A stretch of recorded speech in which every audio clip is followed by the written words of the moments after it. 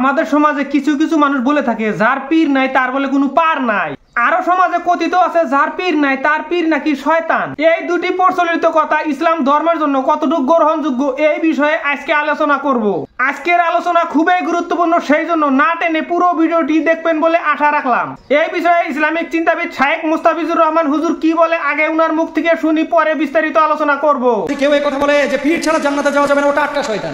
এই সম্পর্কে আমরা এখন শুনবো বিশ্ববিখ্যাত আলেম ডক্টর আব্দুল্লাহ জাহাঙ্গীর হুজুরের মুখে। চলেন দেরি না করে উনার মুখ থেকে শুনি, পরে এই বিষয়ে বিস্তারিত আলোচনা করব। যার পীর নেই তার পীর শয়তান, এই কথাটা শয়তান ইবলিস বানাইছে। আপনারা অল্প হলেও দুইজন ইসলামিক স্কলারের কাছ থেকে শুনলেন তেনারা কি বলল।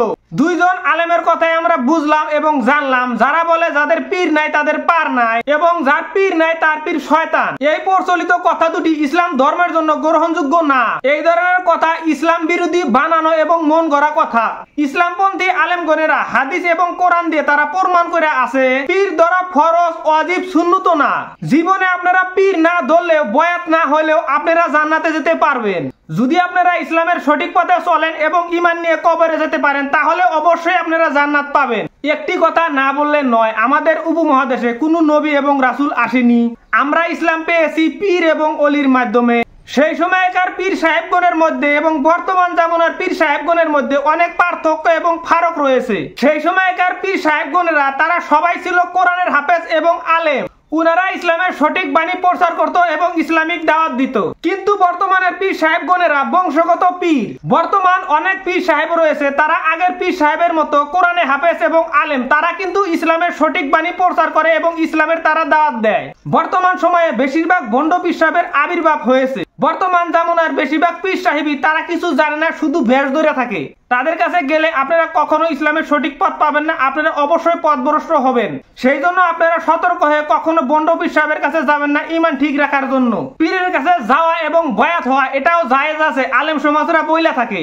এই সম্পর্কে কি বলে শাইখুল হাদিস আল্লামা মামুনুল হক হুজুর, আগে উনার মুখ থেকে শুনি, পরে এই বিষয়ে বিস্তারিত আলোচনা করব। এমন ব্যক্তিকে অনুসরণ করতে হবে কোরআন সুন্নাহর পথে যিনি নিজে পরিচালিত হন এবং তার অনুসারীদেরকে তিনি পরিচালিত করেন। উনার কথা শোনার পরে আমরা যতটুকু জানলাম এবং যতটুকু বুঝলাম, সবকিছু নিয়তের উপর নির্ভর করে। আপনি যদি ভালো নিয়ত করেন তাহলে ভালো কাজ হবে, যদি খারাপ নিয়ত করেন তাহলে খারাপ কাজ হবে। সবকিছু নিয়তের উপর নির্ভর করে। কিছু কিছু কাজ আছে নিয়তের গড়বড়ের জন্য ভালো কাজ, কিন্তু সেই কাজটা কিন্তু খারাপ হয়ে যায় শুধুমাত্র নিয়তের কম বেশিতে। আমাদের সবার উচিত পীর সাহেবের কাছে যাওয়ার আগে আমাদের নিয়ত করা উচিত আমি পীর সাহেবের সোহবত নিয়ে ইসলামিক শিক্ষা গ্রহণ করবো এবং দ্বীনি পথে চলবো। এই নিয়ত করা আমাদের সবার দরকার মুরিদ হওয়ার আগে।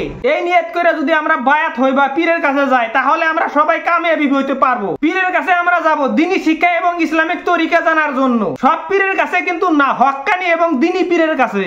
আজ থেকে যাতে আমরা কেউ এই ধরনের বিভ্রান্তি কথা বলি না, যার পীর নাই তার পার নাই, যার পীর নাই তার পীর শয়তান, এই ধরনের কথা যাতে আমরা বলি না, এই ধরনের বিভ্রান্ত কথা যাতে আমরা শুনি না। এই ধরনের কথার সাথে ইসলামের কোনো সম্পর্ক নাই। আমাদের করণীয় হলো হক্কানি পীর এবং হক্কানি আলেমের সোহবত নিয়ে ইসলামের শিক্ষা গ্রহণ করার জন্য প্রত্যেকটা নর নারীর জন্য কর্তব্য। মহান আল্লাহ তাবারক তাআলা আমাদের সবাইকে ইসলামের সঠিক পথে চলার জন্য তৌফিক দান করুক এবং ঈমান নিয়ে কবরে যাওয়ার তৌফিক দান করুক, আমিন। এই কামনা করি মহান আল্লাহ তাবারক তাআলার কাছে। আমার কথার ভুল ত্রুটি ক্ষমা চেয়ে আজকের ভিডিওটি সমাপ্ত করছি। আমার এই ভিডিওটি আপনাদের কেমন লাগলো অবশ্যই কমেন্টের মাধ্যমে জানাবেন। যদি আমার এই ভিডিওটি ভালো লেগে থাকে তাহলে শেয়ারের মাধ্যমে অন্যদের দেখার সুযোগ করে দিন। আমার পরবর্তী ভিডিও দেখতে চাইলে আমার পেজটি ফলো করে রাখুন। সবাইকে ধন্যবাদ এতক্ষণ কষ্ট করে আমার ভিডিওটি দেখার জন্য। আসসালামু আলাইকুম।